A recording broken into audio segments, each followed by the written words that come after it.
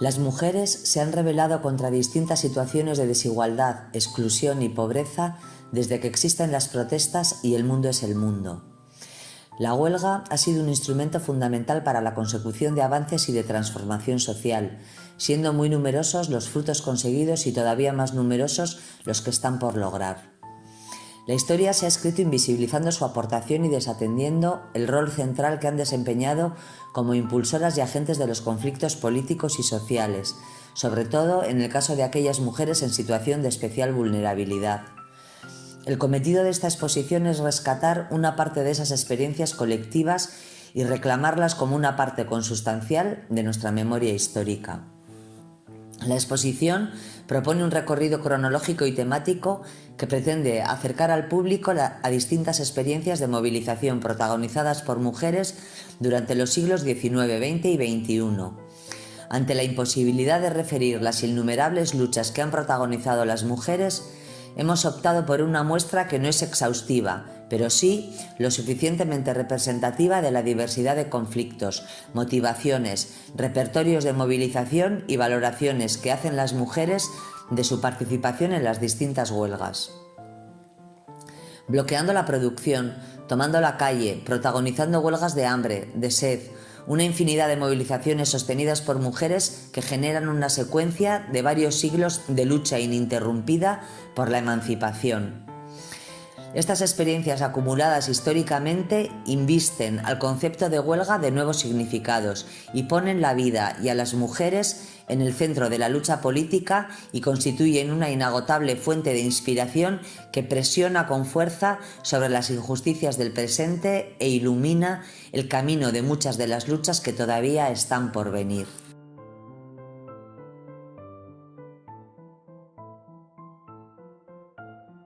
La huelga de 1875 de las fábricas de lana de Dewsbury surgió de la pretensión de reducir el sueldo de las trabajadoras en un 10% por parte de sus empleadores. 3 tejedoras, Hannah Wood, Kate Conrad y Ann Ellis, como secretaria, formaron un comité de huelga que, con la ayuda de simpatizantes de la Liga Sindical de Mujeres, logró recaudar una caja de resistencia de 1.200 libras en un solo mes. El comité apeló a la unidad entre trabajadores y trabajadoras y llegó a un acuerdo satisfactorio al cabo de 8 semanas, formando la Asociación de Tejedores de Lana de Dewsbury y su distrito. Este fue el primer sindicato que se estableció permanentemente en la sección de lana pesada de la industria textil y finalmente se convirtió en la Unión General de Trabajadores Textiles.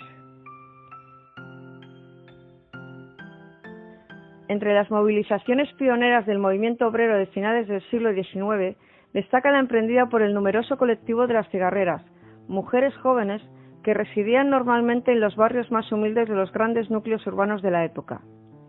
El 8 de marzo de 1889 pasó a la historia como el día en que las cigarreras de Santuchu se amotinaron en su lugar de trabajo y dieron inicio a una huelga que paralizó todo el barrio.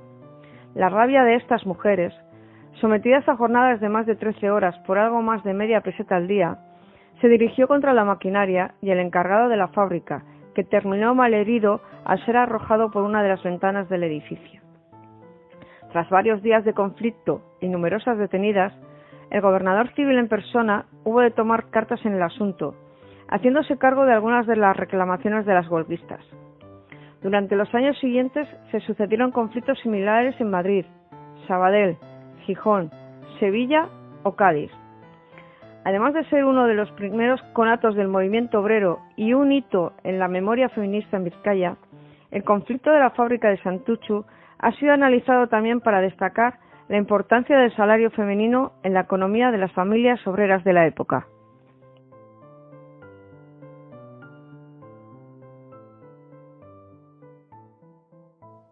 La lucha de las mujeres rusas marcó un antes y un después en la historia de las revoluciones. La celebración del 8 de marzo, como Día Internacional de la Mujer Trabajadora, tiene su origen en las demandas por el voto femenino de 1910 encabezadas por la socialista Clara Zetkin. En el 7º aniversario de esa fecha, las trabajadoras del textil del barrio de Vibor, en Petrogrado, salieron en masa de sus fábricas y fueron de taller en taller en piquetes de cientos, protagonizando enfrentamientos con la policía y el ejército.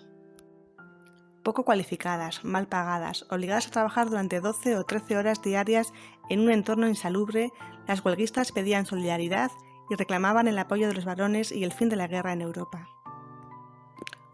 Unos pocos meses más tarde, las mismas mujeres desempeñarían un papel crucial en el estallido de la Revolución Soviética, un proceso que contó con la presencia de Tretzkin y de otras mujeres que, como la agitadora Alexandra Kollontai, abogaron por unir las reivindicaciones de clase con otras referidas a su situación subordinada. La huelga de Nueva York de 1909, también conocida como el levantamiento de las 20.000, fue un conflicto que involucró principalmente a mujeres judías que trabajaban en las fábricas de camisas de Nueva York. Fue la huelga más grande de las trabajadoras estadounidenses hasta esa fecha. Dirigida por Clara Lenlich y el Sindicato Internacional de Trabajadores de la Confección de Damas y con el apoyo de la Liga Nacional de Sindicatos de Mujeres de América, la huelga comenzó en noviembre de 1909. En febrero de 1910, la Liga Nacional de Sindicatos de Mujeres de América consiguió mejoras en salarios, condiciones de trabajo y horarios. El final de la huelga fue seguido solo un año después por un incendio que costó la vida a 146 personas, en su mayoría mujeres italianas y judías. La tragedia provocó una enorme conmoción y un fuerte debate sobre la situación de las mujeres migradas que trabajan en condiciones peligrosas y precarias.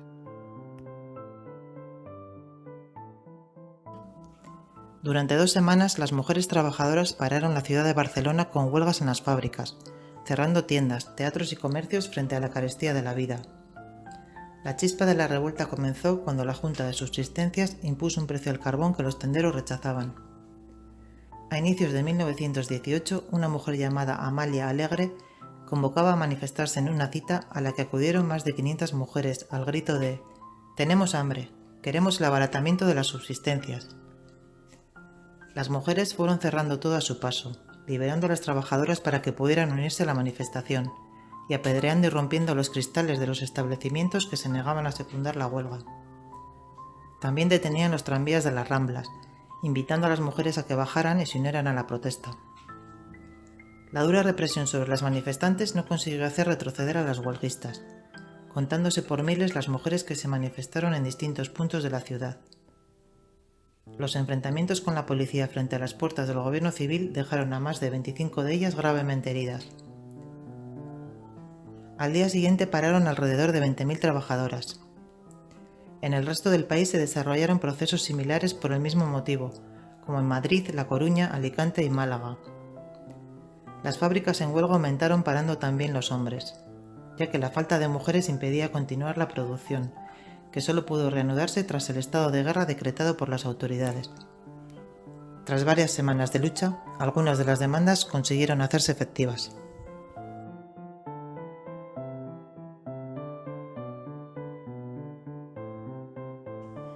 Cerca del 50% del personal que trabajaba en los telares a la altura de 1910 eran mujeres de entre 14 y 18 años, en una industria textil que estaba dominada eminentemente por la American Woolen Company.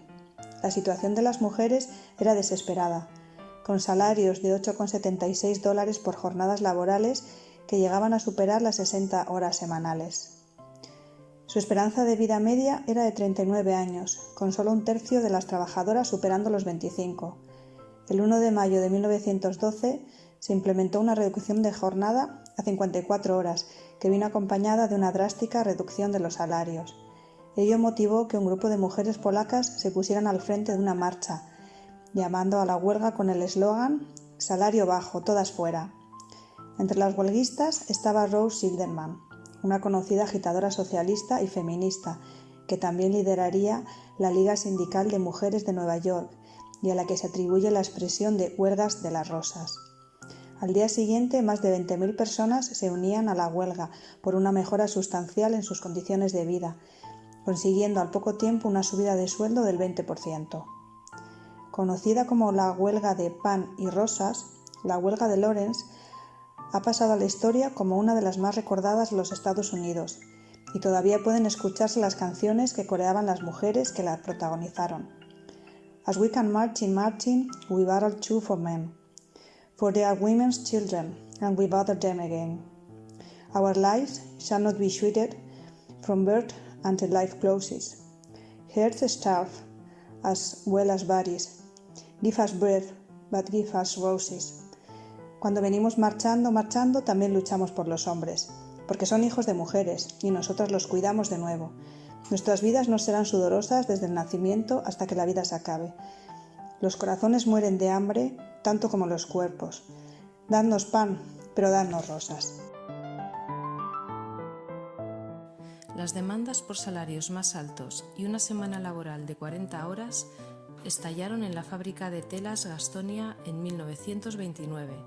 Tras 3 semanas de una huelga iniciada en un contexto de 12 horas diarias y ritmos cada vez más acelerados, el conflicto se tornó en una verdadera revuelta después de que los guardias cargaron con bayonetas contra una multitud desarmada con las mujeres al frente. La cadena de huelgas que se sucedió entonces asustó de tal manera al gobernador de la zona que convocó a la Guardia Nacional y mandó detener a decenas de personas, sin que ello consiguiera hacer retroceder un ápice a las huelguistas. Ella May Wiggins se sumó a la huelga tras haber criado sola a 9 hijos, 4 de los cuales morirían de tos ferina. Ejerció de contable en el sindicato y se convirtió en una de sus principales voces, llegando a participar de debates en el Senado. También destacó por componer canciones de protesta, que como la balada de la Madre de Mil, eran particularmente sentidas y solían corearse durante las huelgas. Murió asesinada por pistoleros contratados por empresarios cuando se dirigía a cantar a una manifestación en solidaridad con las huelguistas encarceladas en Gastonia. How it grieves the heart of a mother.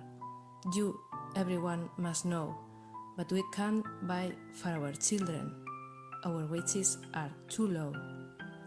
¿Cómo se aflige el corazón de una madre? Ustedes todos deben saber, pero no podemos comprar para nuestros hijos. Nuestros salarios son demasiado bajos.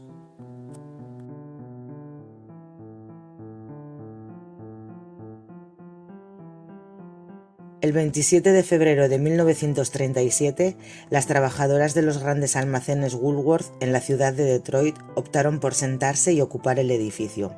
Inspiradas por el levantamiento que había tenido lugar en la cercana fábrica de General Motors tan solo unos días antes, el grupo de 150 mujeres entregó al encargado de la corporación una lista con sus demandas. Estas incluían un aumento de 10 centavos sobre los 25 de sueldo por hora, 8 horas de jornada, uniformes y lavado gratis, y promesa de no represalias sobre las huelguistas. Era la primera vez en la zona en la que tenía lugar una huelga al margen de las fábricas.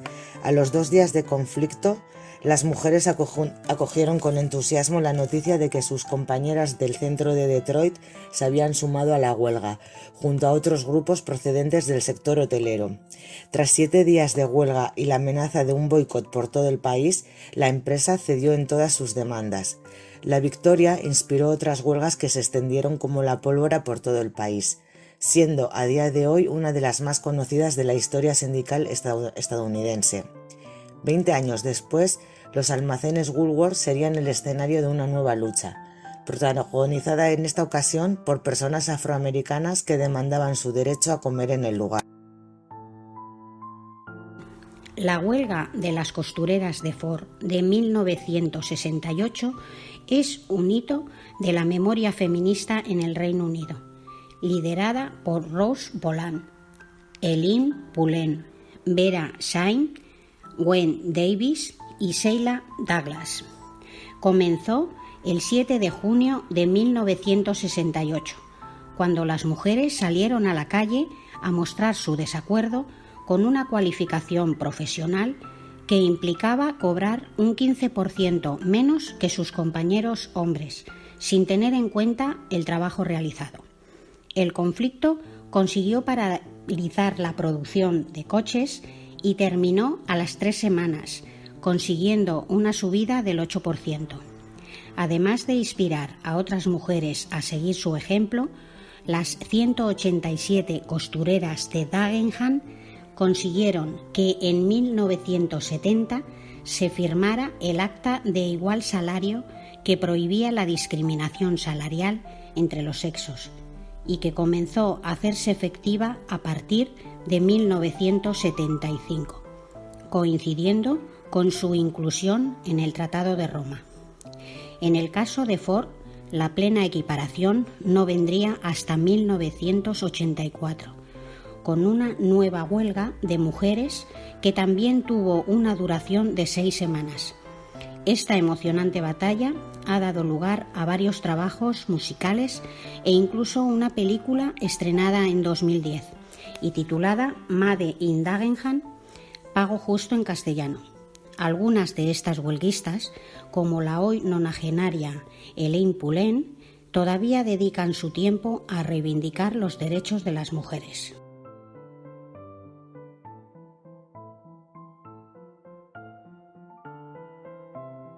El 1 de noviembre de 1961, decenas de miles de amas de casa estadounidenses salieron de sus casas para participar en una huelga por la paz, respondiendo a una llamada realizada desde la ciudad de Washington y tomando las calles de 61 ciudades del país.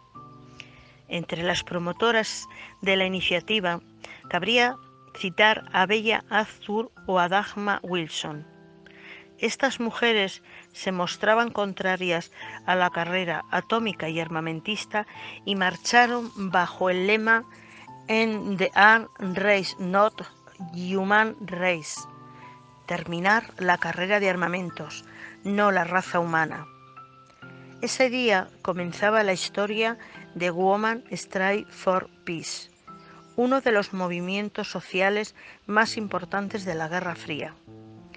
Situadas entre las dos olas del feminismo del siglo XX, las mujeres de Women Strike for Peace se caracterizaron por sus creativas propuestas de movilización, el humor y el apoyo mutuo entre ellas, construyendo una organización horizontal y poco estructurada que se sostenía en una comunidad armoniosa de activistas que en la mayoría de los casos no contaba con experiencia. Las activistas de este colectivo utilizaron con gran habilidad la figura de la madre preocupada, invistiendo a este arquetipo de género de un novedoso componente movilizador que se mantuvo inalterado durante la práctica totalidad de los años 60. La escalada de protestas contra la guerra del Vietnam dotó de una especial visibilidad al colectivo, especialmente después de que una de las fundadoras del grupo y superviviente del exterminio nazi, Alice Herd, falleciera tras prenderse fuego en el suelo americano en protesta por la guerra del Vietnam. El grupo se disolvió a finales de la década de los años 60, coincidiendo con el paso de muchas de estas mujeres al movimiento feminista. También destaca el hecho de que la mayoría de ellas mantuvo su compromiso pacifista hasta sus últimos días. A día de hoy existen numerosos trabajos de investigación dedicados a este grupo y una página web, así como un premio y una plaza en Berlín con el nombre de Alice Herd.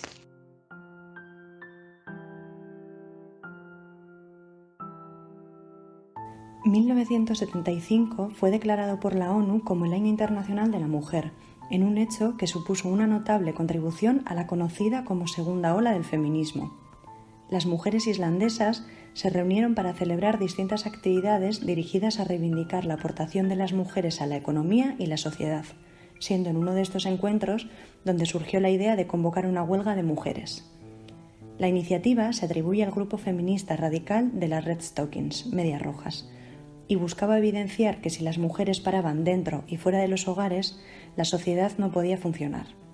Finalmente, se optó por convocar un Día Libre de las Mujeres, que tuvo un seguimiento de más del 90% de la población del país, convirtiéndose en una jornada para la historia. 5 años después, en noviembre de 1980, una de las mujeres que había salido a manifestarse por las calles de Reykjavik, Vigdis Finnbogadóttir, se convirtió en la primera mujer presidenta en Europa y en la primera jefa de Estado del mundo elegida democráticamente.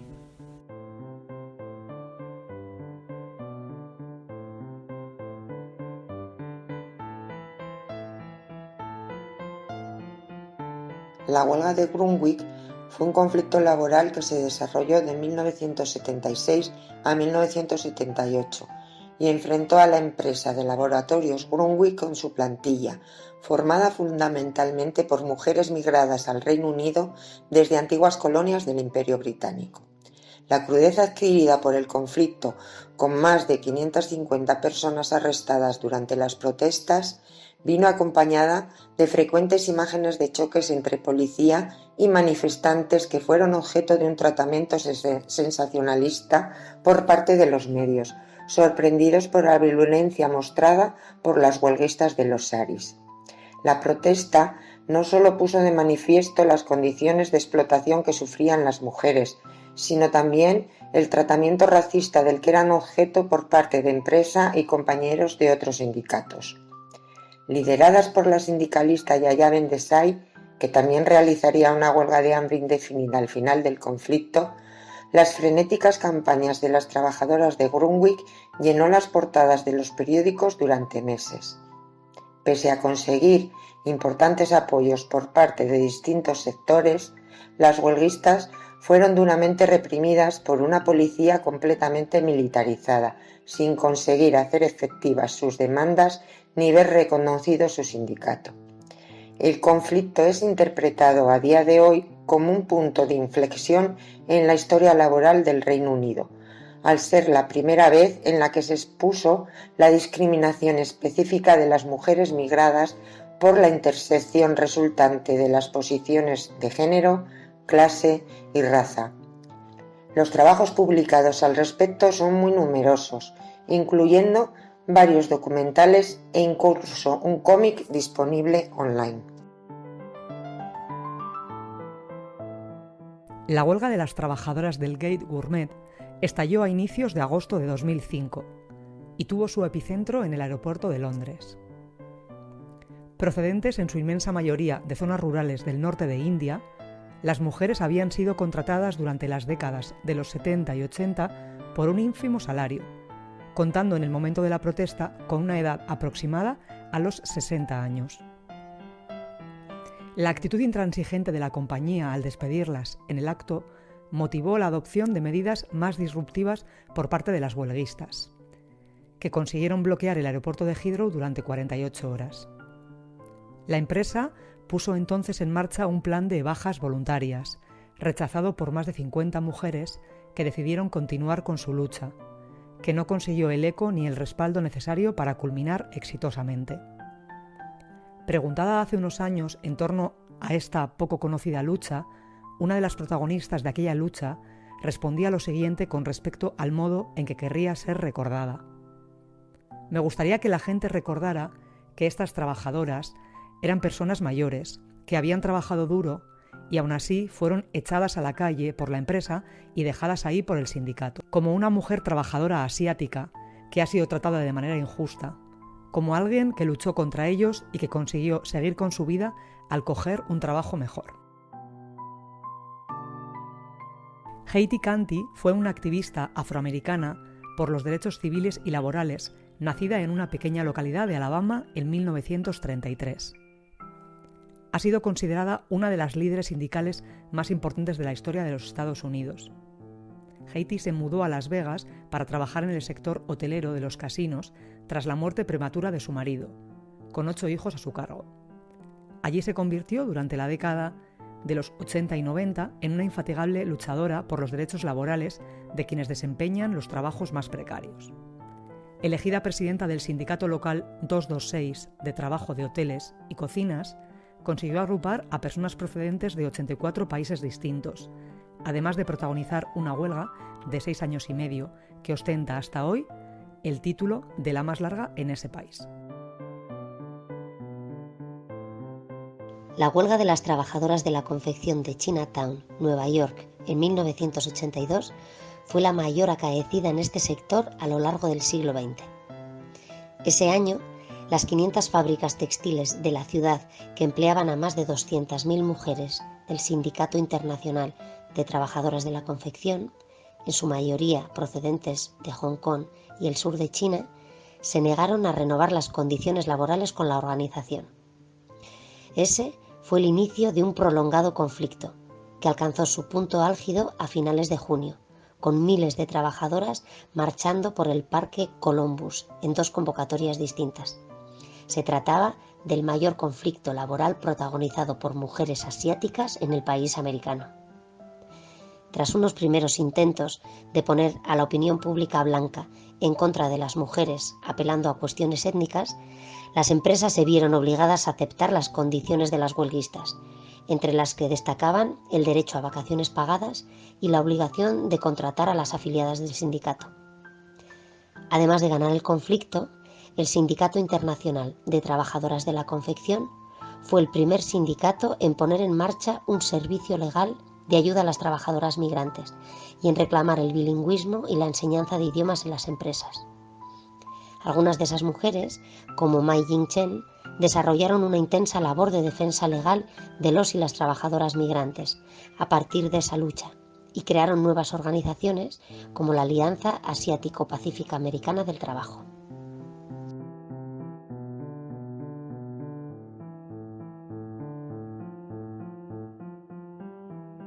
Doria Shafik fue una líder feminista egipcia que desarrolló una destacada actividad parlamentaria en su país durante las décadas de los años 40 y 50. Su labor se caracterizó por la defensa infatigable de los derechos de las mujeres, dinamizando la creación de organismos como el Partido Bint al-Nil o la Unión Feminista Egipcia.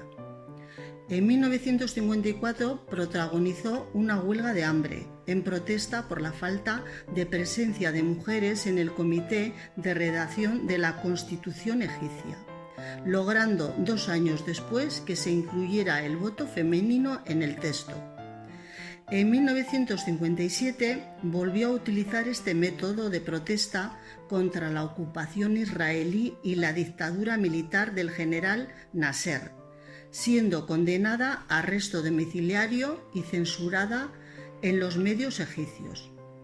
Condenada al ostracismo y olvidada por todos, la hija rebelde del Nilo pasó sus últimos 18 años de vida en el exilio, dedicada a la escritura, antes de acabar con su vida en 1975. Testigo de las matanzas realizadas por las dictaduras militares de Banzer y Barrientos en Bolivia durante los años 60 y 70, Domitila Barrios de Chungara se sintió desde joven parte de la lucha socialista y minera, en un hecho que favoreció su participación dentro del Frente Revolucionario de Izquierda FRI y en Ejército de Liberación Nacional ELN, de corte marxista y leninista. Su labor como militante obrera le costó años de clandestinidad y prisión, donde perdió un hijo. En 1975 pronunció un discurso en la cumbre organizada por Naciones Unidas con motivo del Año Internacional de la Mujer. Domitila, o Doña Domi, como le referían sus camaradas, fue una de las caras más visibles de un grupo de mujeres mineras que planteó en el mes de diciembre de 1977 la necesidad de iniciar una huelga de hambre para solicitar la libertad de los presos políticos, el cese de la represión y la vigencia de las libertades democráticas. Pese a no contar con el apoyo del partido, las mineras Nelly de Paniagua, Aurora de Lora, Angélica de Flores y Luzmila Pimentel, además de la propia Domitila, optaron por seguir adelante y se trasladaron a la ciudad de La Paz, incorporando a otras personas en el camino. Tras unas pocas horas, el número de huelguistas se contaba por miles. 23 días después del inicio de esa huelga de hambre, las masas populares tomaban las calles de Bolivia y precipitaban el fin de la dictadura. La heroica gesta de estas mujeres quedaría inmortalizada en la obra biográfica Si me permiten hablar, testimonio de Domitila, una mujer de las minas de Bolivia, Fallecida en 2012, Domitila pasó el resto de su vida luchando contra el neoliberalismo en su país y siendo un ejemplo de liderazgo, integridad y coherencia política.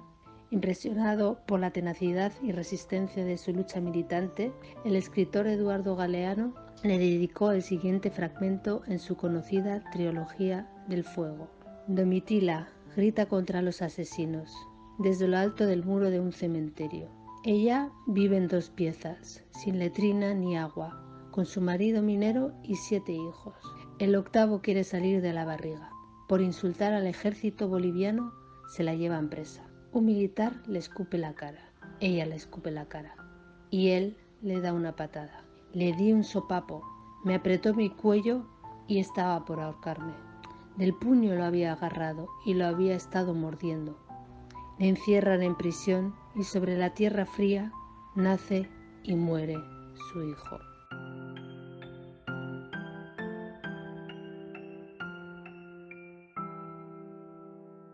Las huelgas de hambre y o sed constituyen un recurso extremo que guarda relación con un elevado grado de vulnerabilidad y de politización del propio cuerpo, convertido en sí mismo en un lugar de reivindicación y de protesta. Frecuentemente utilizadas por las mujeres pertenecientes a los grupos sociales más desfavorecidos, entrañan el riesgo serio de muerte o daños irreversibles. La prolongada huelga del activista saharaui Aminatou Haidar en el aeropuerto de Lanzarote o las protestas contra las políticas migratorias en la última crisis de recepción en Europa y Estados Unidos han sido algunos de los casos más conocidos, si bien son protestas que por sus particulares características no quedan debidamente registradas en un gran número de ocasiones.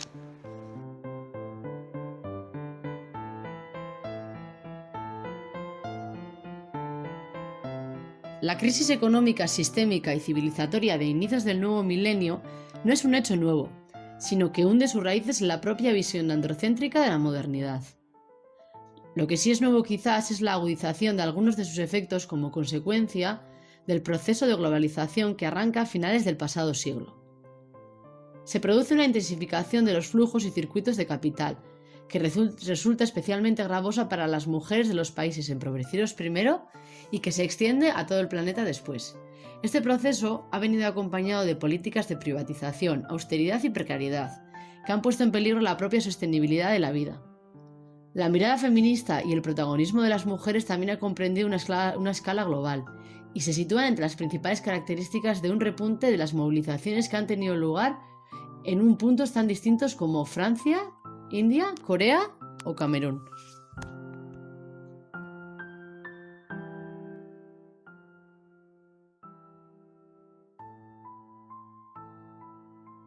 El consumo desaforado de productos de moda en el mundo occidental ha comportado una intensificación de la demanda de mano de obra barata en lugares como Vietnam, Bangladesh, Pakistán, India, por citar algunos de los más conocidos. La mayoría de estas trabajadoras son mujeres que proceden de las zonas rurales más desfavorecidas del país y acuden a los extrarradios de las grandes ciudades buscando mejorar su situación y la de sus familias, trabajando jornadas maratonianas por salarios de miseria. Desde que en 1982 tuviera lugar la conocida como Gran Huelga de Bombay, las zonas industriales del país se han convertido en un verdadero hervidero de protestas impulsadas por mujeres frente a las todopoderosas multinacionales de la moda, H&M, Inditex, Primark, etc. Los pasados 8 y 9 de enero de 2019, cerca de 200 millones de manifestantes, mujeres en su mayoría, salieron a las calles en toda India convocadas por los sindicatos, reclamando a las corporaciones y al gobierno salarios justos, el fin de las expropiaciones y de las injerencias en los asuntos del país, una cobertura de la seguridad social y la subida del salario mínimo de unos 120 euros al mes en la actualidad. Se trata, hasta el momento, de la huelga más numerosa de la historia. Las trabajadoras textiles de los molinos de Majala al Kubra provocaron la gran huelga en diciembre de 2006 que puso a Egipto en el camino de la revolución de 2011. Al igual que sus homólogas de Rusia en 1917, sorprendieron a sus colegas varones cuando 3.000 de ellas irrumpieron en las fábricas al grito de «¿Dónde están los hombres? Aquí están las mujeres». La ola de huelga se extendió por todo Egipto, empezando el sector textil y trasladándose posteriormente hacia el transporte, el gobierno local, la educación y la fabricación. Cientos de miles de mujeres ganaron experiencia como organizadoras de huelgas y activistas en ese proceso. Las mujeres en la fábrica de prendas de vestir Manura Spana destacaron especialmente al liderar la ocupación de su fábrica durante varias semanas en 2008. Los gerentes amenazaron con reportar a las activistas como prostitutas porque pasaban la noche con colegas masculinos.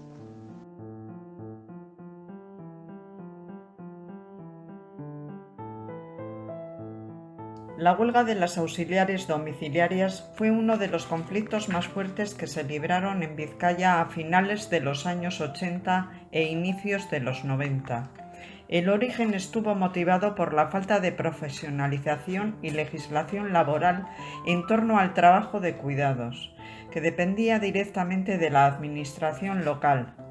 Ante la falta de respuesta a sus reivindicaciones, las trabajadoras endurecieron su postura y protagonizaron distintos encierros en los ayuntamientos, siendo violentamente desalojadas de ellos en numerosas ocasiones.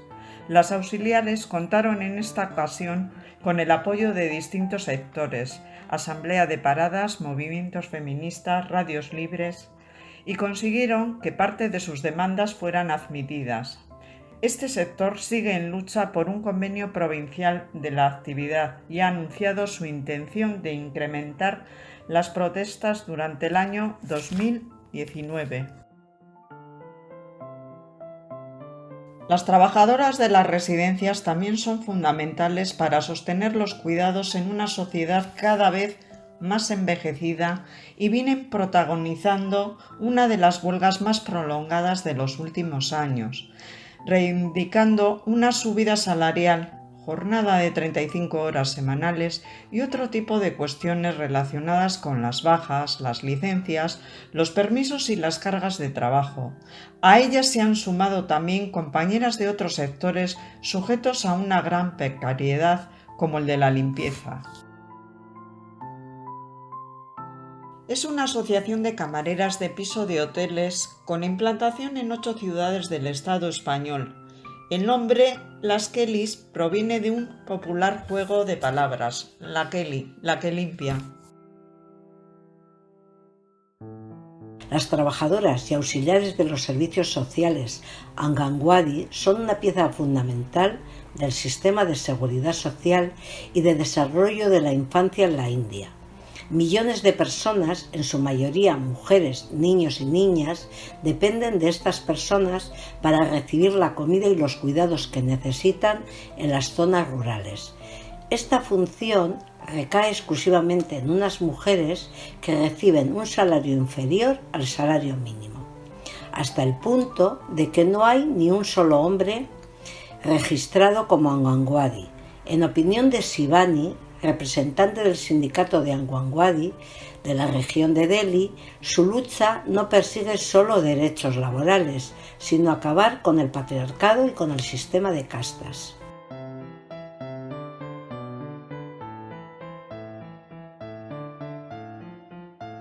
...2018 pasó a la historia por la celebración de una huelga feminista secundada por organizaciones de más de 40 países.